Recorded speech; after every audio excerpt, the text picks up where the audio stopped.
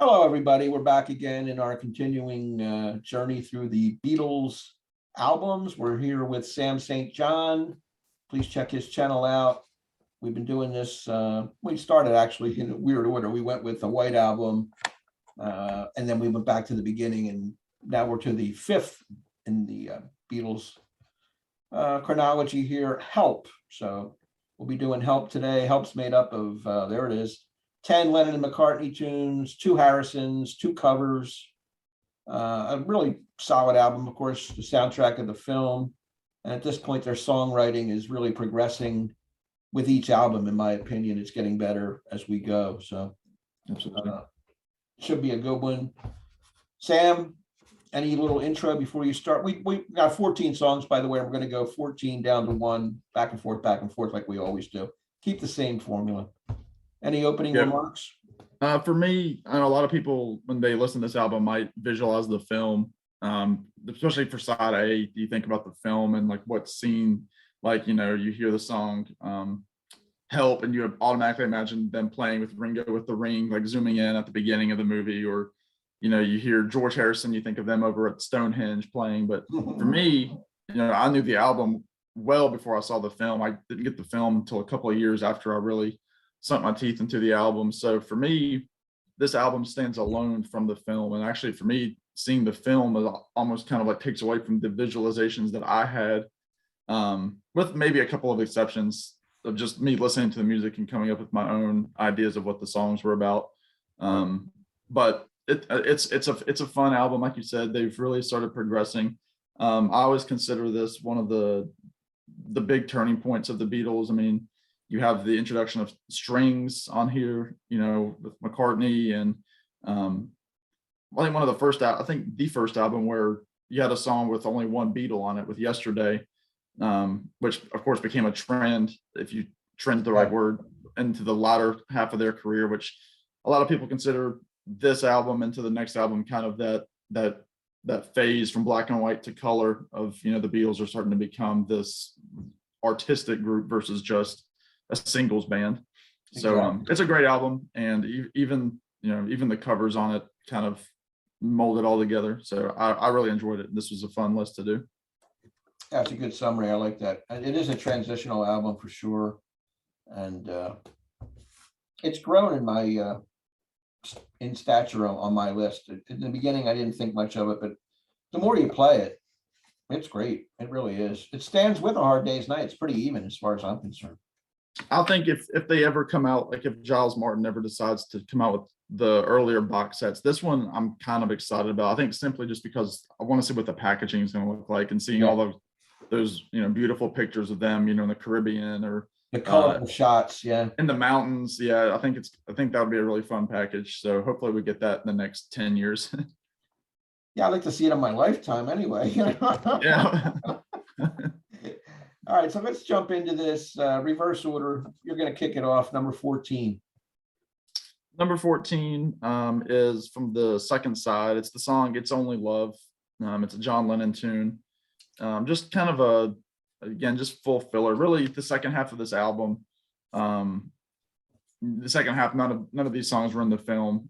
That they were compiled at the end to make it a full album. But it's just filler to me. It's kind of got that weird tremolo guitar at the beginning, which I never really got, growing up listening to this album. But again, we were talking about a transitional album. The very first line of that song is "I get high as I see you go by," which I can't believe they got away with saying it that blatantly.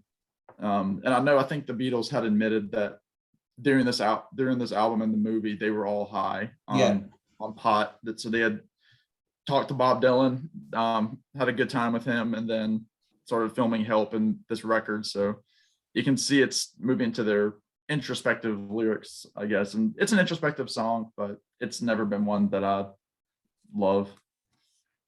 Yeah, it's a couple notches up for me, but it's definitely not quality material. I'm going to go with 14, Dizzy Miss Lizzy, the cover, the Larry Williams cover, the guy that gave us Boney Maroney. It's old school rock and roll. I think John's vocals on here are good. He likes to stretch them on these rockers, and I don't know if it's a great closer or not, but I put it in the last position at number 14. Yeah, it's my number 13. It was kind of a toss up between 14 and 13 for me. Yeah. Actually, I will say you asked beforehand if there were any last minute decisions. I guess that was the closest I had to a last minute decision. Was I was already writing Dizzy Miss Lizzie, and then I looked on the track listing and said, "Oh, I forgot about It's Only Love." So I think it's Dizzy Miss Lizzie. Like I might hum that song a little bit. So that was kind of my deciding factor. Like Dizzy Miss Lizzie actually will pop in my head every now and then, whereas Yeah. It's Only Love never does. Like you said, it's one of those shredding John vocals, kind of like, Twist and Shout, Mr. Moonlight even.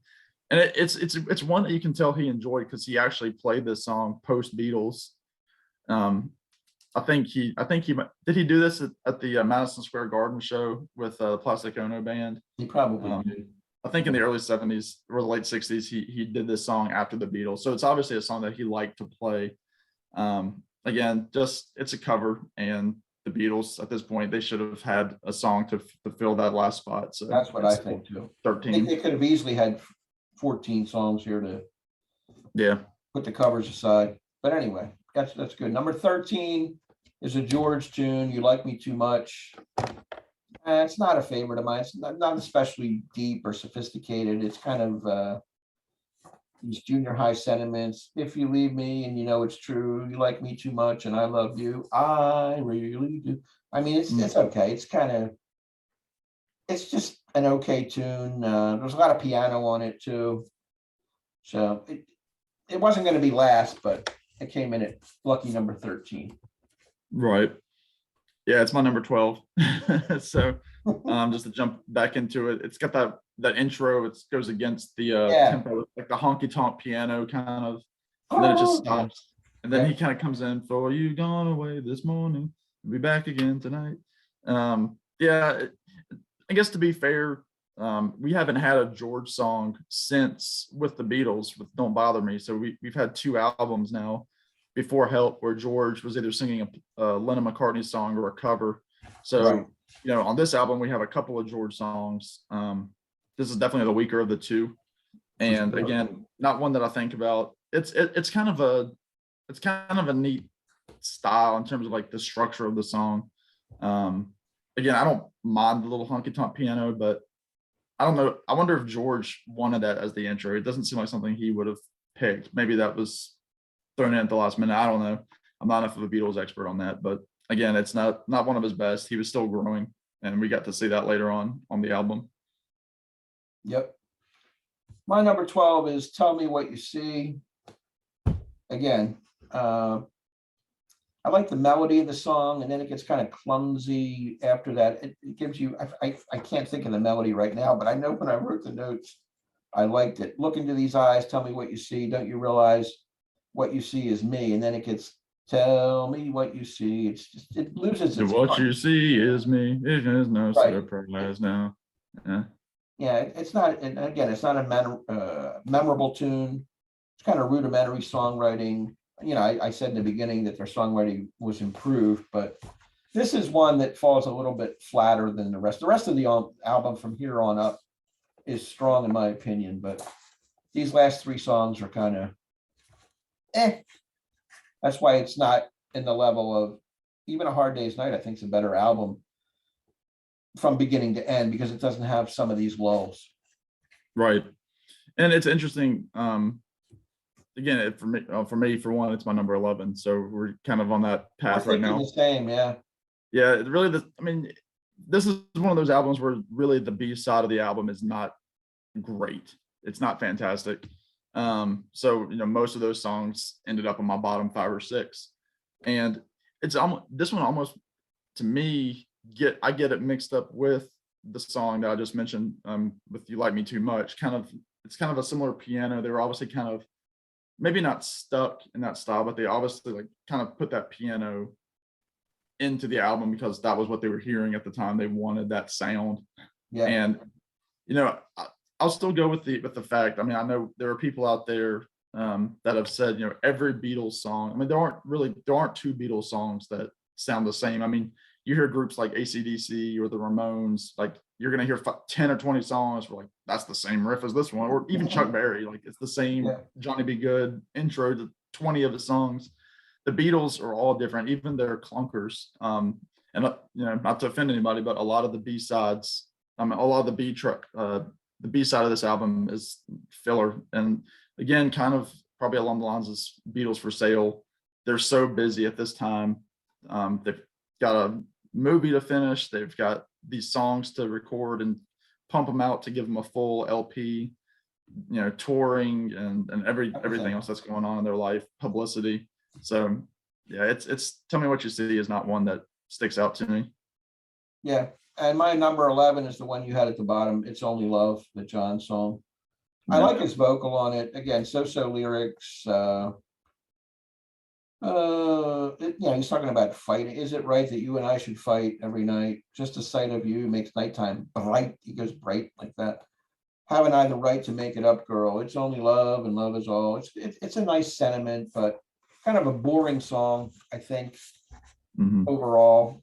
Another B-sider. So all four of the ones we've had so far at the bottom are on the second side. Yeah, we haven't all the songs so far from 14 to 11. They're all the same songs Just in order.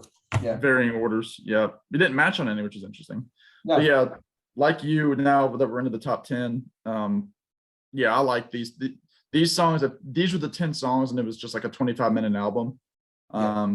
It might have been a little bit better actually. It would have been. But my number 10 is the song "You're Gonna Lose That Girl." It's a great little pop song. I love how it starts. You're gonna lose, and in the background, yes, you're gonna lose that girl. And then Ringo just kicks in. If you take her out tonight, she's gonna change her mind. It's just, I love the counter harmony on it. It's just a fun song. It's, it jumps in my order. It's just a fun John song. Even though it is, again, about despair, he's gonna lose the girl.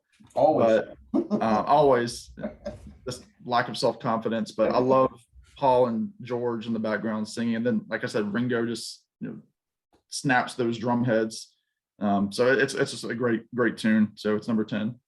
I like it a smidge better, but my number 10 is Act Naturally, the Ringo vocal. And you got that country. Is it a Buck Owens? Buck Owens. Buck Owens, a cover of a Buck Owens tune.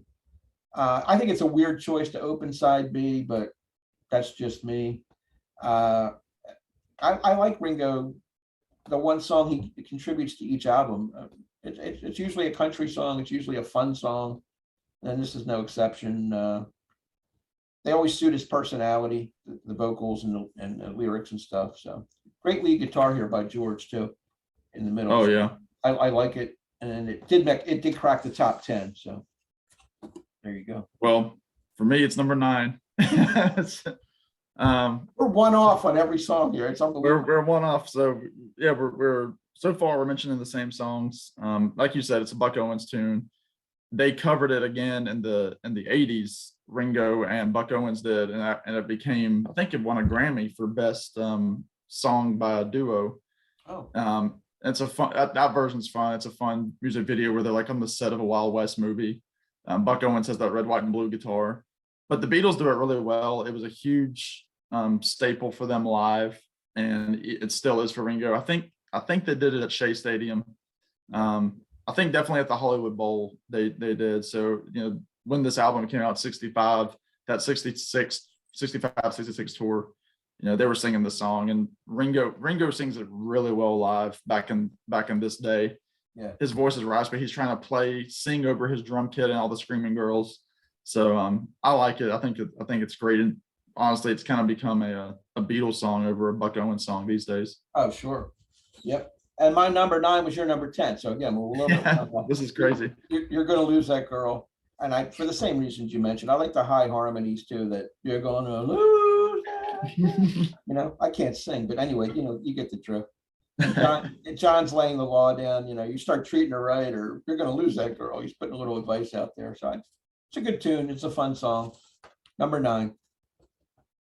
This is probably where we'll start. I'm drifting apart a little bit. So again, from 8 to 1, this list is interchangeable. Number 8 is often considered one of John's best ballads. It's "You've Got to Hide Your Love Away."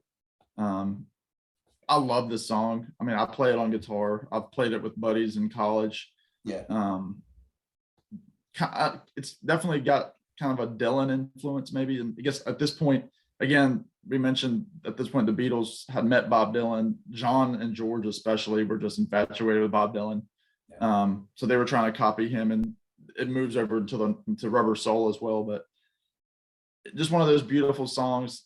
I love the hey, and then the guitar walk. You've got to hide, and then it's just great. And then it's got the flute solo kind of, which again is like, whoa, this is a pop record, and there's a flute. Yeah. And this long before Jethro Tull. Way back. Yeah. Again, I love that song. I think I want to say Pearl Jam did a version of it in their live sets. Eddie Vedder does a really good version of it as well. But yeah, it's number 8. But it's one of John's best ballads, I think. Yeah, I have it several notches up. My number 8 is Another Girl by Paul. Yeah, it's bright, it's cheerful, it's upbeat, it's got the 3-part harmony, which I like. And it's kind of rubbing it into a previous girl that he's got another girl. Oh, I have got another girl. Yeah. I like it. It's just middle of the pack for me, but it's still a really good song. I'm not gonna flip it off when it comes on. Yeah, right.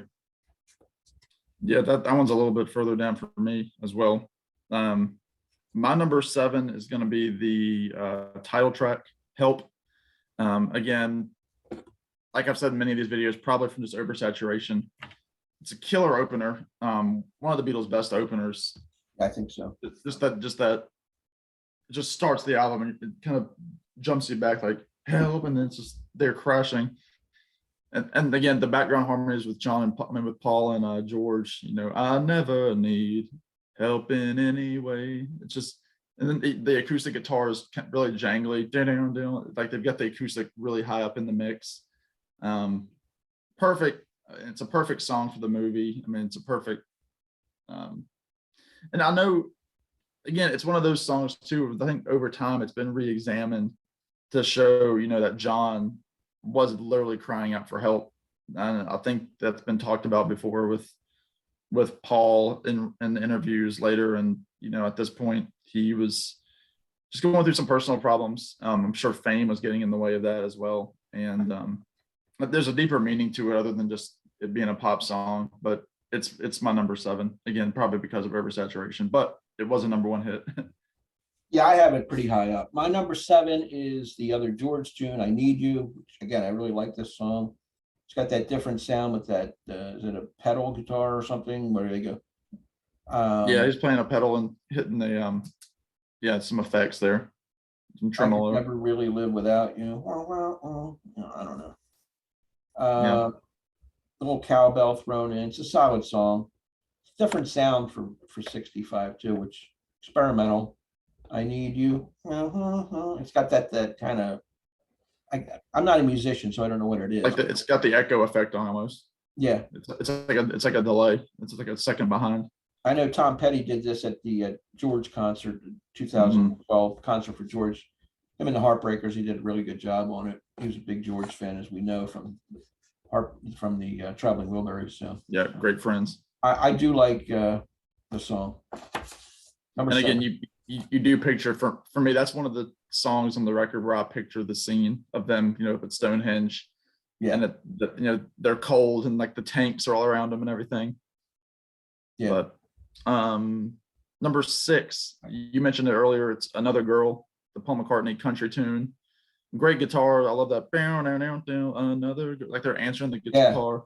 Yeah. When I saw Paul back in 2014, he did this song. I know like on that tour was the first time he had played that song. I think ever. I don't think the Beatles ever did it live. And I liked when the Beatles stepped into other genres. I mean, it's obviously when you listen to it, it's not a country song, but he was influenced by that.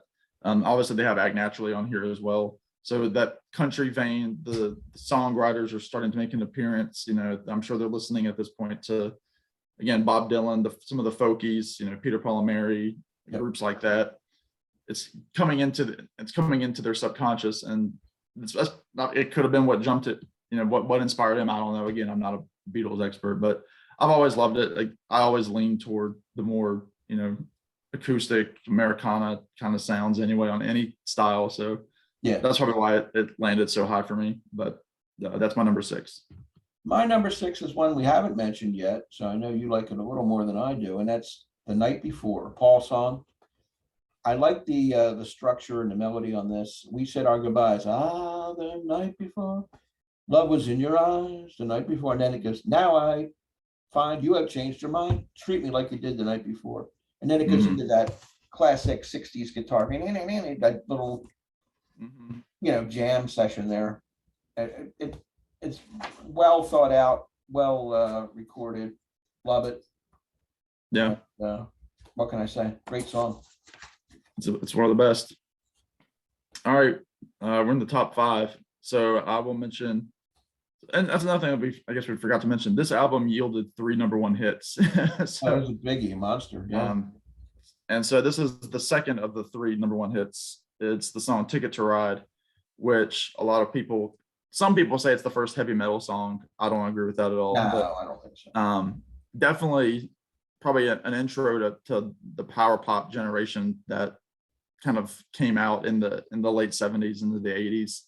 That jangly guitar, and then I love that bass, that boom, boom, boom, and just killer harmonies. I think it's today, yeah, Paul. And then Paul goes higher than John. Girl, that's driving me mad. And then I know there's a video of Ringo doing, showing how he did the drums to this, where he's like, doom, doom, doom, bop, bop, boom. He's like, it's like he's off of what the guitars are playing, which is brilliant. It's a very melodic drum line. And yeah, again, maybe back in 1965, hearing this album, it might have been my favorite, but it's one of the Beatles songs that you hear. So it's number 5. I noticed out of our top 5, we probably only have 3 the same, because you've already mentioned 2 of them. This is you're probably going to unsub me when I mention my number 5 song here. Oh gosh. Yesterday is my number 5. Many people would place this at number 1. So many covers of it, undeniably great. I love the strings, of course. 4 Weeks at number 1. It's a perfect ballad, but I just like 4 other songs on this album better. That's what it comes down to. And it may be that I've heard it a million times. I usually don't get caught up in that overplayed stuff, but when I was putting my list together, I couldn't justify it any higher for me and what I like in Beatles music. So it's number 5 for me. Undeniable. I get that. Well, it's my number 4. Wow, I thought it would be number 1. There you go. No, for the same reasons. It's the most covered song of all time. Right. And it's one of those things too where it's like, for me, I guess I get annoyed where, I'm talking to people, I'm like, oh, I love the Beatles. And then somebody's like, well, I was like, oh, and somebody says, oh, I love the Beatles too. I'm like, what's your favorite song? This is one of those like 5 songs that they mention as their favorite song every single time. Yep. Like this song, Here Comes the Sun might be on there. Yeah. Hey Jude, maybe. Hey Jude. I'm not gonna I'm sure people are gonna slander me from saying these things, but yeah, it's overplayed. I mean, he's done it. He does it every night that he plays live. During his acoustic set. Beautiful song. I mean, good grief. It is quite possibly the greatest ballad of all time. Right. And again, it's actually crazy to me that was the second to last album the second to last track. It is on side 2. So that was the number 1 hit on side 2 of this album, buried, between, I've just seen a face and Dizzy Miss Lizzie. Yeah. It's a beautiful song. Paul plays the guitar beautifully. There's that great clip of them playing, it's black and white clip, and Paul's playing the acoustic guitar by himself. And it's amazing because the girls are all quiet. Even in 1965, they realized like this is like another level of songwriting. Yeah. That this is not a pop song. I mean, like you said, there's a stringed orchestra on it, directed by George Martin, and it's a beautiful song. But again, it's everywhere. So it's number 4. My number 4 was when you had a little bit back, and that's You've Got to Hide Your Love Away, the Dylan influenced John song. Yeah, it's got all the elements that you like in like folk rock. It's an A+ song for me. I love the lyrics, and I like that. Hey, you got to. Yeah. I like that. Gather round. It's like a folky kind of phrase. Gather round, all all that kind of stuff. Where they're Like come gather around people wherever you yeah, roam. Yeah. exactly. It's got the flute at the end, which you mentioned as well. A great song, and maybe 10 years ago, it might have even been one or two on the list, but right now, Right. right now, I put it at 4. Yeah. Well, number 3 is the you mentioned earlier, it's The Night Before. I've always loved McCartney's raspy vocals on this. I love when McCartney is like stretching his vocal limit like that. Songs like this, even songs like Helter Skelter, like where his voice is just like on another playing field. You can tell he's gaining some maturity in his voice in this song, but I've just always loved it. I think it's one of their best. I wish McCartney, I mean, at this point, he probably can't really do it live anymore with his voice and its current condition, but I wish this is one that he would have played more live, and maybe even knocked out a song like Yesterday, which I know he can't do, but like as the more diehard fan, like wishing he would knock out something like that and put this one in it. I think it's a great song to follow up Help with. It is. It is. The first two, I mean, it's just really the first 3 songs, Help, The Night Before, You Got to Hide Your Love Away, just a 1, 2, 3 punch. Yeah. You got those 2 rockers in this ballad. Yep. And yeah, I love this one purely. I mean, obviously I love the music, but McCartney's voice puts this one over the edge for me. We mentioned that in a few of our videos that they always have that 1-2 punch. This time, more, but they always they came out of the gate swinging. They have the great opener, the tremendous follow up. And in this case, it's even stronger with 4 killer songs back to back. Yeah. My number 3 is a really great song, and pure listening enjoyment, it might be number 1, but on this particular list of greatness, I'm putting it number 3, and that's I've Just Seen a Face by Paul. I absolutely love the song. It's lively, energetic. It's a crowd pleaser in concert. I know that. And I just like that, the way he sings it, falling, yes, I am falling. And she keeps calling me back again. That goes do, do, do, do, do, do, do, that whole instrument. Great solo. Yeah. It's tremendous. Even the beginning part. I've Just Seen a Face, I Can't Forget. It has the structure that I like in a song. The middle, the beginning, the middle, and then the end, the classic end. Just fantastic. Can't say enough of good things about it. But number 3, which tells you it's a great album, and that's number 3 for me. Right. It's my number 2. It's one of those early songs that Paul brought back into the set list once the Beatles broke up. Like he was doing the song with Wings. I mean, and of course, the Beatles, when they first broke up, were trying to get away from the Beatles. They didn't want any part of the Beatles. But then, with Wings, he played he played Lady Madonna, he played Yesterday, he played this one too, I've Just Seen a Face. And the Wings Over America concert, there's a great version of that. Yes. I do love the intro where it's like almost like flamenco, like and then bound, and then just breaks into this country beat. I've Just Seen a Face. It's just I love how the guitar goes down like doom doom doom. That's the part. Yep. And I'm not 100% sure on this. I don't think that there's a bass on this song. I think it's being played with the bass strings on the guitar. I'm not 100% on that, but I don't think there's a bass on this song. It's just somebody's playing acoustic bass, the bass strings of a guitar. Yeah. But I love it. I mentioned on our live stream with the Canadian Stud Muffin Larry over the weekend that the Dillards, the bluegrass group, do a great version of this song as well. The ones that played the Darlings from Andy Griffith do a really fun version from the late 60s. And it's one of those I love playing it on my acoustic guitar too. It's a great toe tapper. Absolutely. Number 2 is the title track, Help. I had to put it up here. First of all, it's a great title track. It's a great opener.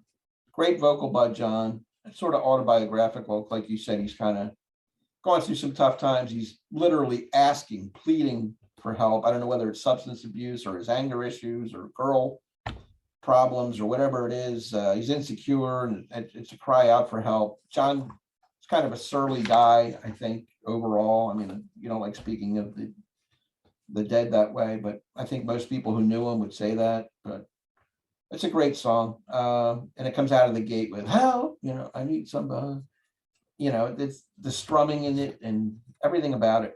Great song. And the vocals where they're overlapping. Yeah. When I was so younger than today, I never needed anybody.